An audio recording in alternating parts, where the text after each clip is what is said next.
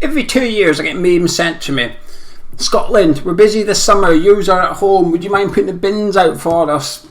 Those ones. My favourite one though is, do you know that photo they take before every international game? You know, the 6 players crouching at the front and then you've got 5 players behind them. You take the photo of the starting 11. Someone photoshopped a television in front of them.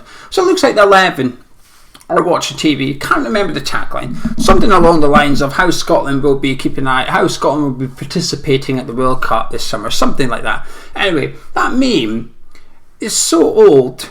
I think Ali McCoyster's in it. They don't even update the 11. They just recycle the same meme every 2 years ahead of the Championships or the World Cup. They don't even change the starting 11. I'm pretty sure that you were to show that meme to someone and then watch Scotland at the Euro Championships this summer, they wouldn't know who's who. They think, who's that guy? What is a Scott McTominay? John McGinn has never been in this meme. It's so old, that meme. But anyway, this summer I won't have any memes getting sent to me until after the group stages. Then they will commence once we are out. Probably. Anyway, I'm going to do a video today on the Scotland team. If, as you can guess, it's almost like the beginner's guide to Scotland's Euro 2020's campaign. It'll be short, don't worry. The campaign and the guide, that is. And the reason for it is A, there's not much West Ham news, and B, when we did the England squad video last week, 2 or 3 people said we should do one. One person said, are you going to do a Scotland? Are you going to do one of these in the Scotland squad? No, I thought not. And I thought, right, really? I am that petty, and if I've got to make a video just to prove one person wrong, I will, particularly when there's not too much news. So in this video, we'll have a talk about the squad, talk about what it's like supporting Scotland to some extent and the comparisons to West Ham, because I think there is one, and my hopes and expectations for the campaign. That bit won't take very long. But before we get into it, the OneFootball app is completely free. Get downloaded. They're obviously ready for Euro 2020. You can get downloaded, click on it, and favourite the Euro 2020 competition to keep up to date with the matches, the scores, the fixtures, the results, any news that's going on. You can also check the matches in place. It has the live scores, the scorers, the stats from the game, individual player stats from the tournament as well. But also then you can go further and select which country you shall be following. So in my case, listen, picking Scotland and having a bit of that. Keep up to date with all the injury news, the team selection, anything that's going on with your country ahead of Euro 2020. Keep up to date with it with OneFootball. In my opinion, it's the best football app out there. It's completely free and that helps. I am Scottish after all. I'm going to stick with my roots. So if someone says the app is free, I'm downloading it and having a little play with it. And when I did that a few years ago, I've kept it since, because I do genuinely hand on heart believe it's the best football app out there for football fans. The link is in the description and pinned comments, so get downloaded and keep up to date with your country ahead of Euro 2020. But back to my country, Scotland. I often think there's sort of comparisons between supporting West Ham and being Scottish, because it's about hope. It's about giving 100%, not about winning, thankfully, otherwise we'd have given up long ago.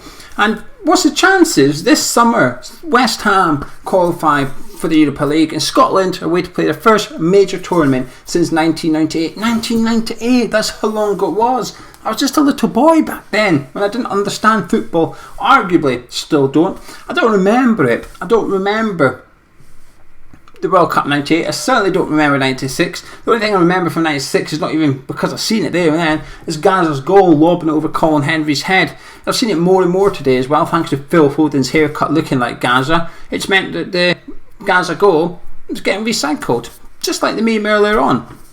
But anyway, so I do, like I said, I do think there's comparisons between supporting West Ham and being Scottish. And it's not about winning. If at the start of every campaign, whether it's the World Cup qualifiers, the Premier League, the FA Cup, I start it with hope. I start it with optimism. I look at the squad, I look at what's ahead and think, maybe, just maybe, if we get a little bit of luck, if we turn up, blah blah blah. Then I get slapped down to reality pretty quickly when we come up against a side better than us, get beat, we're out kind of thing. It's a bit disappointing. And that's what I've had. I've always had disappointment from both club and country. Until now, we've had, like I said, successful season for West Ham, Scotland in the new championships, and now whether we're going to do well or not, like I said, I'll touch on that in a bit. But just being there is good for me, because normally I have to watch it as a neutral. Every World Cup and Euro Championships, watching it as a neutral, supporting no one except who's playing England. But it's not that bad. But here we are. We're in it, and I'm looking forward to it. I'm looking forward to it quite a lot, actually. I know a lot of people sort of poo-poo the country, not just Scotland itself, but their own one. They're not as patriotic as perhaps they once were. Well, I love watching Scotland. I love supporting Scotland. I'm proud to support Scotland. Proud to support West Ham as well. And I think, like I said, I do think there is comparisons between the two. For myself, I do find similarities. And it is because it's about giving 100%. It's not necessarily about being the best, but it's about doing your best, giving your best. I think that's why Scotland are there this summer. I think Steve Clarke's done a good job. I think we've got a squad that will give 100% this summer. When we play Croatia, Czech Republic and England, every player that is involved, the starting 11, the players that come on, will give 100%. They will run themselves into the ground.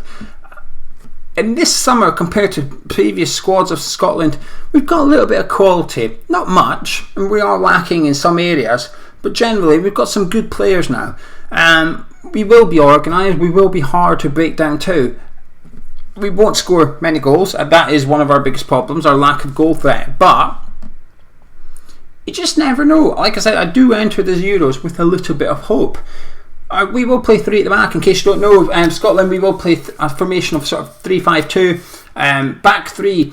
Now, one of the issues we've had with Scotland is we've got Kieran Tierney and Andy Robertson, arguably two of the best left backs in the Premier League. I would say, along with Ben Chilwell and Luke Shaw, I think we've got two of the best 4 left backs in the Premier League. And they're two of our best players too, so we've always had a bit of an issue as to how to get them both into the starting 11. Now, of course, there's an obvious answer. You don't play both, you pick one and that's it. But that's not really been a thing that the managers have considered. They've always tried to shoehorn them in. When the start of Steve Clarke's tenure, he played Kieran Tierney left centre-back, Andy Robertson left wing-back, and that's still what they do today. And it didn't work originally. Even Andy Robertson had a bit of a dig at it. But they seem to sort of adapt a little bit. It's helped, of course. Kieran Tierney's played left centre-back for Arsenal a little bit in this season too, mainly in European football. But that's helped. And he's starting to get good at it. He's starting to get a bit disciplined. His runs forward from the left centre-back area are getting better. And I think 80% of our attacks in this summer's championship will come down our left-hand side. But when you've got 2 players like Robertson and Kieran Tierney crossing the ball, it makes sense. So there's 2 of the starting 11. Our 2 centre-back, other positions, they're arguably up for grabs really. It's difficult to know what Steve Clarke's going to do. Of course, we've got the likes of Liam Cooper of Leeds United in there, Jack Henry. Now, right wing back will play O'Donnell. Now, centre midfield is where we're doing alright. This is where we've got some decent players in there. If you're followers of the Premier League, you'll recognise most of our centre midfielders. Scott McTominay of Man United, John McGinn of Aston Villa, we've got Stuart Armstrong of Southampton, Callum McGregor of Celtic. While Celtic haven't had the best season, he's done alright, he's had an okay season. And that's where I think we're relatively strong, in that centre midfield area. And like I said, with the defence, I think we'll be well organised. We will sit back quite deep in this competition. And we will play long ball football. There's no denying it, there's no getting away from it. We will get the ball and we will try and go long. But sometimes you've just got to play to your strengths a little bit. You've just got to do what's best for your team. And I think that is what's best for us. We've got a young lad called Turnbull who plays for Celtic. He emerged, if you like, towards Christmas time, and he's had a fantastic season. 19 years old, but he looks like he's got it all essentially for like an attacking midfielder. If we're struggling for a goal or something, we can get him on the pitch. We will carry a bit of a threat there. Now up front we'll play Lyndon Dykes, who plays for QPR. He's not the most prolific striker, but what he is, he's a big target man. He will battle for everything in the air. If he's not going to win it, he makes sure he gives the defender a hard time, and he will cause a lot of centre-back problems in the air. When we go long, it's him we aim for every single time, but it does work sometimes. Even if he just flicks it on, it allows us to get up the pitch a little bit. Now playing alongside him, it's probably a 50-50. Che Adams of Southampton, it's probably going to be him. I expect him to start against Croatia. And then we've also got Ryan Christie of Celtic, who I quite like actually. And there's other players as well. We've got Billy Gilmour of Chelsea, the young lad coming through there. One player that we're missing out on that I would have liked to have seen is Ryan Gauld. I would have liked to have seen him involved in this tournament over in Portugal. He's had an amazing season, out of contract now, so he's going to probably join one of the bigger clubs in Portugal. But I would have liked to see him involved in the squad. But hopes and expectations, they are low. I realise we're going to be up against it, if you like, but I do think we'll be hard to break down, and it's difficult because when people talk about the England-Scotland game, I think you've got to wait until the first fixture is over and done with before you can say anything. We play Czech Republic in our first game. I'm quite optimistic for it, if I'm honest with you. I am. I think we might get something out of that game, and if England failed to beat Croatia, the pressure on England in the second fixture would be absolutely immense. Obviously, we've got some third place sides going through as well. If we can win one game, we've got a chance of getting into the last 16. But my expectations for the tournament remain low. They do remain low. I'm quite realistic. Should England beat us? Of course they should. Look at the squads on paper. Arguably, we should get no points if the game is played on paper. But it's not. Football is not played on paper. And that's why when I support West Ham and I am Scottish, especially for this tournament, I look at it and I think, you just never know. We've got a little bit of quality there. We will run ourselves into the ground. And the word passion can be a bit like used ironically in football and can be used as almost like slagging off. Used on social media to slag off teams or whatever. Oh, he's crap, or he's got passion, man. But Scotland genuinely do have that. They genuinely do. They will throw themselves in the way of every ball. They will leave everything out there on the football pitch. The question is, can we score enough goals?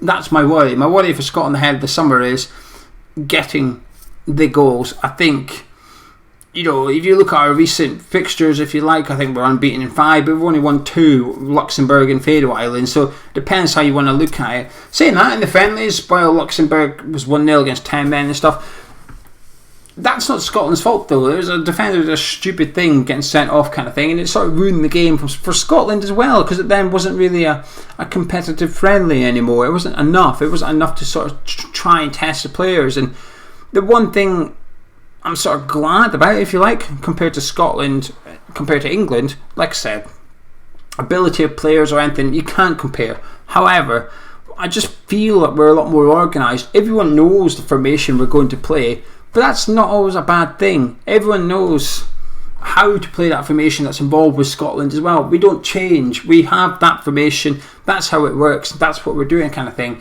And I don't necessarily think it's a bad thing. They've got a couple of decent youngsters in the squad as well. You mentioned a couple of them as well, but I think even Nathan Patterson, the right back, who will be playing right wing back if he plays for Scotland this summer, he's at Rangers, only played a handful of games because he's up against one of the best players in the league, but he could make it. He could go on to do really, really well, have lots of international caps for Scotland too. So I think the squad, I would have liked to see Ryan Gaul, but apart from that, I think we've got a decent squad there. We need a little bit of luck. We definitely need a little bit of luck. We need to avoid defeat against Czech Republic, hopefully. And I know some people will come here and say, oh, England's your cup final, blah, blah, blah. It probably is. So what? It's a bit like telling a West Ham fan their cup final is when you play Tottenham, because most of you people will be watching this, I imagine, are West Ham and English. And it's the equivalent. When you're Scottish, you're getting told that England's your cup final. It's the equivalent of being a West Ham fan getting told that Tottenham is your cup final. It maybe is, but that's not a bad thing. I've never understood why rivalry has to be deemed a bad thing. Oh, you care about beating this team. Of course I do. Rivalry in football, I think, is important, and I think it's a good thing. I think it's something that should be encouraged, because that's what football's about, isn't it? Emotion. Football's about emotion. And that's what I'm looking forward to, the Euro Championships. Like I said, since I've been growing up, I've never seen Scotland play at a major tournament. Thoroughly looking forward to this summer. My expectations are low, but my hope, it's there in abundance, because it's just what you do as a football fan, isn't it? Simple as that. But anyway, there's your beginner's guide to Scotland, and we will be doing previews of the England games on this channel, so I'll be taking the role of a Croatian fan, a Czech Republican fan, as well as Scotland, and Gonza will also be doing the England part. For the patrons, we'll be covering the England games, so I'll be doing an opposition preview for Croatia, Czech Republic and Scotland for all the England fixtures, and if there is any in the knockout stages. There might not be, there should be, but it might not be. And we'll also have player ratings for the England games as well, so plenty of content coming for you across the Euros, but get that OneFootball app downloaded. If you enjoyed this video, drop a like on it, subscribe to the YouTube channel, and I'll catch you in a bit.